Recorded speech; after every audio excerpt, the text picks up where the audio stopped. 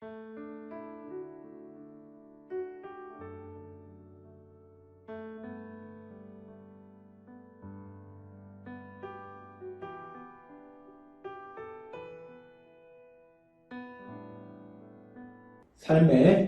기적을 일으키는 30분 예배를 시작하도록 하겠습니다. 하나님께서 오늘 우리에게 주신 말씀은 사도행전 7장 1절에서 8절까지 말씀입니다.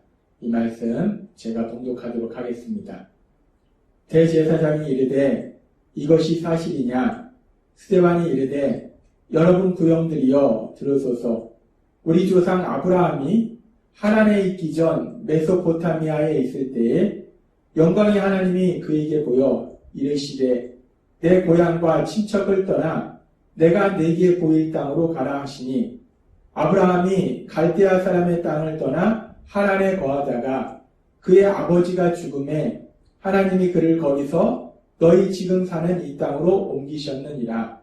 그러나 여기서 발붙일 만한 땅도 유업으로 주지 아니하시고 다만 이 땅을 아직 자식도 없는 그와 그의 후손에게 소유로 주신다고 약속하셨으며 하나님이 또 이같이 말씀하시되 그 후손이 다른 땅에서 나그네가 되리니 그 땅 사람들이 종으로 삼아 400년 동안을 괴롭게 하리라 하시고 또 이르시되 종 삼는 나라를 내가 심판하리니 그 후에 그들이 나와서 이곳에서 나를 섬기리라 하시고 할례의 언약을 아브라함에게 주셨더니 그가 이삭을 낳아 여드레 만에 할례를 행하고 이삭이 야곱을 야곱이 우리 12조상을 낳으니라.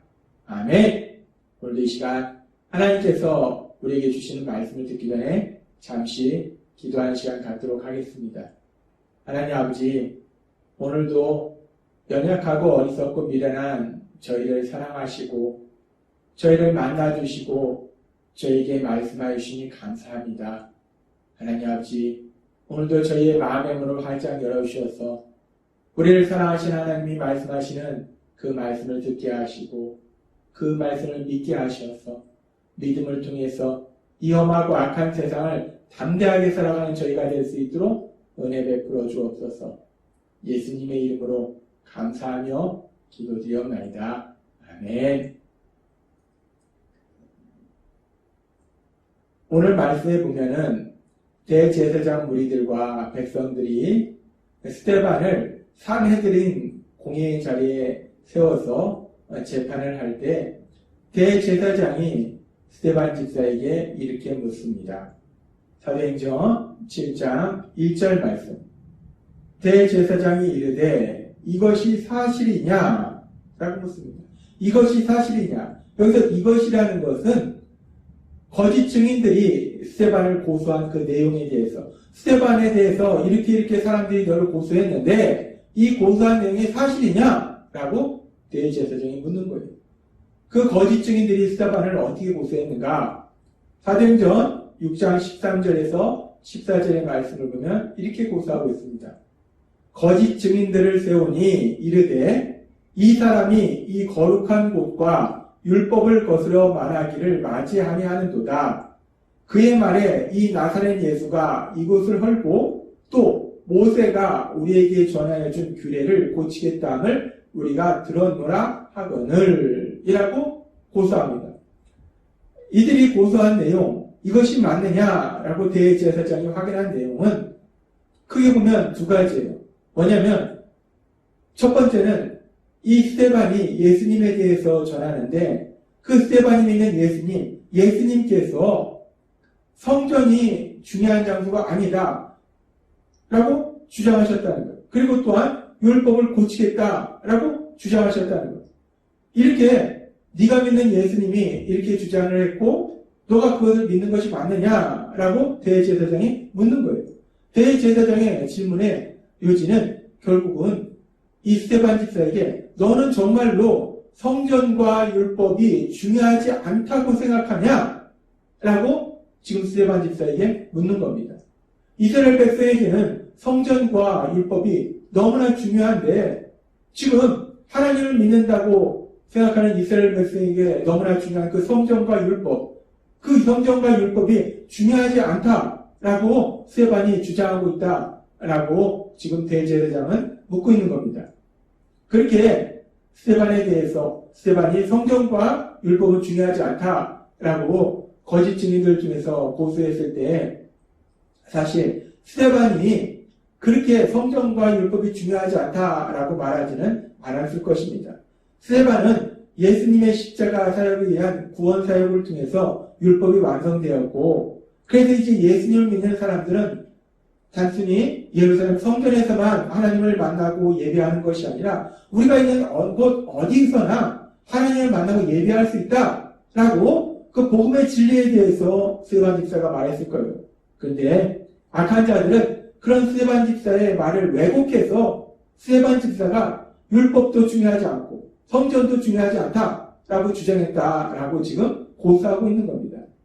그러면서 그렇게 악한 자들을 통해서 거짓 증인들을 세워서 스데반 집사를 고소할 때 대제사장이 정말 네가 이렇게 말했느냐라고 물어봤을 때 스데반 집사가 예 아니요 라고 단순하게 대답하는 것이 아니라 스데반 집사가 그 내용에 대해서 그들이 거짓 증언으로 스데반을 고소한 것에 대해서 이스라엘 역사를 통해서 하나하나 자세하게 말을 하고 있습니다.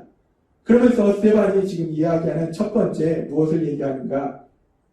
스데반은 이스라엘의 조상, 믿음의 조상 아브라함에 대해서 먼저 말하고 있어요. 사도행전 7장 2절은 이렇게 말씀합니다. 스데반이 이르되 여러분 부형들이여 들으소서. 우리 조상 아브라함이 하나님에 있기 전 메소포타미아에 있을 때에 영광의 하나님이 그에게 보여라고 말씀합니다. 지금 스데반 집사는 이스라엘 백성의 조상 아브라함, 믿음의 조상 아브라함, 그 믿음의 조상 아브라함을 하나님께서 제일 먼저 어디에서 만나주셨는지 그 부분을 말씀하는데 메소포타미아에 있을 때 하나님께서 그에게 나타나셔서 말씀하신 부분에 대해서 말하고 있습니다. 이 대제사장 무리들이 예루살렘 성전을 그렇게 중요하게 여기는 것은 그들의 생각에, 대제사장 무리나 이스라엘 백성의 생각에 이 예루살렘 성전에서만 하나님을 만날 수 있고 예루살렘 성전에서만 하나님을 예배할 수 있는 장소라고 생각했기 때문에 그들은 이 예루살렘 성전이 너무나 중요한 장소예요. 그래서 우리가 사도행전에 앞에 나온 말씀에 보면은 사도행전 6장 9절에 이렇게 말씀합니다. 이른바 자유민들, 즉 구레네인, 알렉산드리아인, 길리기아와 아시아에서 온 사람들의 해당해서 어떤 자들이 일어나 스데반과 더불어 논쟁할세라고 말하는데, 여기 보면은 이 구레네인, 알렉산드리아인, 길리기아와 아시아에서 온 사람들, 이 사람들은 이스라엘 밖에 주변에 다른 나라에서 살고 있던 사람들인데 그 사람들이 왜 지금 예루살렘에 와 있는가? 그 사람들이 예루살렘 성전에서 하나님을 만나고 하나님께 예배하기 위해서 예루살렘에 왔다는 거예요. 그러니까 그 당시 사람들은 예루살렘 성전에서만 하나님을 만날 수 있고 예루살렘 성전에서만 하나님께 예배해 드릴 수 있다라고 생각하고 있었기 때문에 그래서 성전이 너무나 중요한 장소라는 거예요. 근데 지금 스데반 집사가 얘기한 사도행전 7장 2절의 말씀을 우리가 다시 한번 살펴보면 스데반이 이르되 여러분 부형들이여 들으소서. 우리 조상 아브라함이 하란에 있기 전 메소포타미아에 있을 때에 영광의 하나님이 그에게 보여라고 말씀합니다. 지금 이 말씀을 우리가 깊게 묵상해보면 믿음의 조상 아브라함, 그 믿음의 사람도 아니고 믿음의 조상인 아브라함, 그 아브라함을 하나님이 만나주신 곳이 예루살렘 성전이 아니라는 겁니다. 더군다나 예루살렘에 있는 이스라엘 땅도 아니라는 거예요. 이스라엘 백성들이 생각할 때는 이방인들이 살고 있는 그 메소포타미아 땅, 그 메소포타미아에서 하나님께서 아브라함에게 나타나셔서 말씀하시고 아브라함을 만나주셨다는 거예요. 예루살렘 성전이 아니라 이방의 나라에서 하나님이 믿음의 조상 아브라함을 만나셨다는 거예요. 하나님은 어디에나 계시고 어디에서나 하나님을 만날 수 있음을 지금 스데반 집사가 말하고 있는 겁니다. 지금 이 사도행전 7장 2절의 말씀을 통해서 스데반 집사는 지금 무엇을 말하고 있는가? 대제사장 무리들은 예루살렘 성전에서만 하나님을 만날 수 있고 예배할 수 있기 때문에 예루살렘 성전은 너무나 중요한 장소다라고 그들이 주장하는데, 스데반 집사는 지금 이 말씀을 통해서 하나님은 어디에서나 만날 수 있다는 거예요. 어디에서나 그 하나님을 예배드릴 수 있다는 거예요. 그 부분을 지금 스데반 집사는 말하면서 예루살렘 성전만이 가장 중요하다라고 주장하는 그 대제사장 무리의 이야기에 반박하고 있다는 겁니다. 예루살렘 성전은 하나님이 계시는 곳이 아니라 하나님의 임재의 상징일 뿐이라는 거예요. 하나님은 예루살렘 성전에 계시는 곳이 아니라 온 세상에, 온 우주에 계신다는 거예요. 그러면서 더군다나 이제 우리 예수님께서 이 땅에 오셔서 십자가 죽으심과 부활하심을 통해서 우리를 죄에서 구원하시는 구원 사역을 이루신 이후에는 이제 우리가 예수님을 믿으면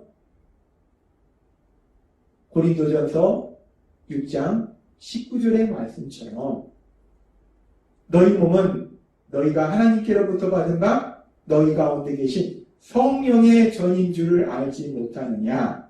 너희는 너희 자신의 것이 아니라 라고 말씀합니다. 우리가 예수님을 믿으면 성령 하나님이 우리에게 오세요. 하나님이 우리 안에 거하신다는 거예요. 따라서 우리 몸이 하나님이 거하시는 성전이 된다는 거예요. 예루살렘 성전이 하나님이 거하시는 곳이 아니라 예수님을 믿는 우리 몸이 우리가 성전이 된다는 겁니다. 따라서 우리가 예수님을 믿으면 우리가 성전이 되기 때문에 우리는 어디에서나 우리 하나님을 만날 수 있고 우리 하나님께 예배를 드릴 수 있다는 거예요. 지금 스데반 집사는 대제사장 무리들이 주장하고 있듯이 예루살렘 성전만이 하나님을 만나고 예배드릴 수 있는 장소이기 때문에 예루살렘 성전이 너무나 중요하다라는 그들의 주장에 대해서 스데반 집사는 지금 그렇지 않다. 하나님은 어디에서나 만날 수 있다라고 말하고 있고, 그리고 하나님께서는 우리에게 이제 우리가 예수님을 믿으면 우리가 바로 성전이다. 건물이 성전이 아니고 예배드리고 있는 그 건물이 성전이 아니고 예수님을 믿는 우리가 성전이다라고 말씀하신다는 거예요. 그러면서 우리가 여기서 오해하지 말 것은, 그러면은 이제 예수님 믿는 우리가 성전이기 때문에 예배를 드리는 장소는 중요하지 않냐? 그것은 아니라는 겁니다. 예배를 드리는 장소가 중요하지 않다는 그 말씀이 아니라 예배를 우리가 드릴 때 우리가 성전이기 때문에 어디서나 우리가 예배를 드릴 수 있다는 거예요. 그런데 우리가 그렇게 어디서나 예배를 드릴 수 있긴 있는데, 근데 중요한 것은 무엇이냐면 하나님을 믿는 믿음이라는 것이 무엇인가? 믿음이라는 것은 하나님께서 우리에게 여러 번 말씀하시지만 우리를 사랑하신 하나님과 사랑의 교제 속에 살아가는 것이고, 그렇게 하나님과 사랑의 교제 속에 살아갈 뿐만 아니라 이제 그 하나님을 아버지라 부르는 믿음의 형제들과 믿음의 가족들과 함께 하나님을 찬양하고 하나님께 예배드리는 것이 믿음의 모습이라는 거예요.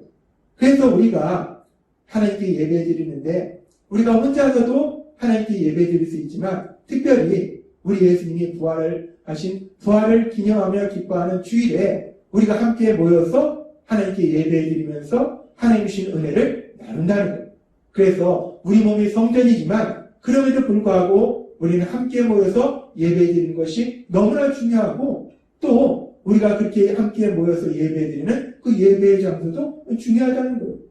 그래서 하나님께서는 사도행전 2장 42절 말씀을 통해서 이렇게 말씀하셨어요. 그들이 사도의 가르침을 받아 서로 교제하고 떡을 떼며 오로지 기도하기를 힘쓰니라 라고 말씀합니다.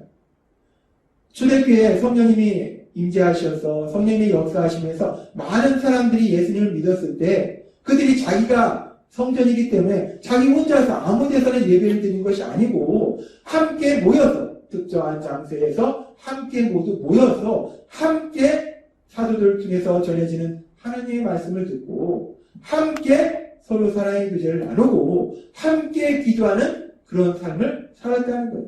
믿음의 가족이 함께 한 장소에서 하나님을 예배드리는 삶을 살았다는 겁니다. 그러면서 하나님께서는 히브리서 10장 24절과 25절의 말씀을 통해서 이렇게 말씀하세요. 서로 돌아보아 사랑과 선행을 격려하며 모이기를 피하는 어떤 사람들의 습관과 같이 하지 말고 오직 권하여 그날이 가까운 것으로 더욱 그리하자라고 말씀합니다. 우리가 함께 모여서 서로 사랑과 선행을 격려하고 모이기를 피하는 사람들 같이 하지 말고 함께 모이라는 거예요. 자꾸 함께 모이라는 거예요. 믿음의 사람들이 함께 모여서 함께 모이는데 우리가 모일 수 있는 특정한 장소가 필요합니다. 우리가 이곳에서 모이고 저곳에서 모일 수 있는데 그런데 특별히 우리가 함께 모여서 마음껏 하나님께 예배드릴 수 있는 찬양할 수 있는 기도할 수 있는 그런 장소가 필요하다는 거예요. 그래서 우리가 그런 특정한 장소에서 함께 모여서 함께 하나님께 예배드려라 라고 하나님은 말씀하신다는 겁니다. 그렇습니다. 하나님은 오늘 우리에게 분명하게 말씀하십니다. 이제 예수님께서 십자가 죽으심과 부활하심을 통해서 우리를 죄에서 구원하시는 구원사역을 이루셨을 때 이제는 더 이상 건물이 성전이 아니라는 거예요. 특정한 건물이 성전이 아니라 예수님을 믿는 우리가 바로 성전이라는 거예요. 우리 안에 성령 하나님이 함께 하심으로 인해서 우리가 바로 성전임을 믿습니다. 우리가 성전인데 그렇다고 해서 우리가 성전이라는 말씀이 그러면 우리가 혼자서 그냥 하나님을 예배하면 되는가? 우리가 아무 데서나 하나님을 예배하면 되는가? 물론 평소에는 지금처럼 우리가 각자가 있는 장소에서 우리가 하나님과 만나고 하나님을 예배드리는 우리가 삶의 기적을 일으키는 30분 예배를 통해서 각자가 있는 장소에서 하나님께 예배드립니다. 그렇게 각자가 있는 장소에서 하나님께 예배드리다가 우리 예수님이 죽음에서 부활하신 부활의 주일, 그 예수님의 부활하심을 기뻐하며 감사하는 그 주일에는 우리 믿는 사람들이 모두 다 함께 모여서 특정한 장소에 모여서 이 예배당에 모여서 함께 우리 하나님께 예배드리고 찬양하고 기도하고 그렇게 믿음의 사람들이 서로 사랑의 교제를 나누는 그래서 우리 하나님이 주신 은혜를 풍성히 받는 그런 삶이 필요하다는 거예요.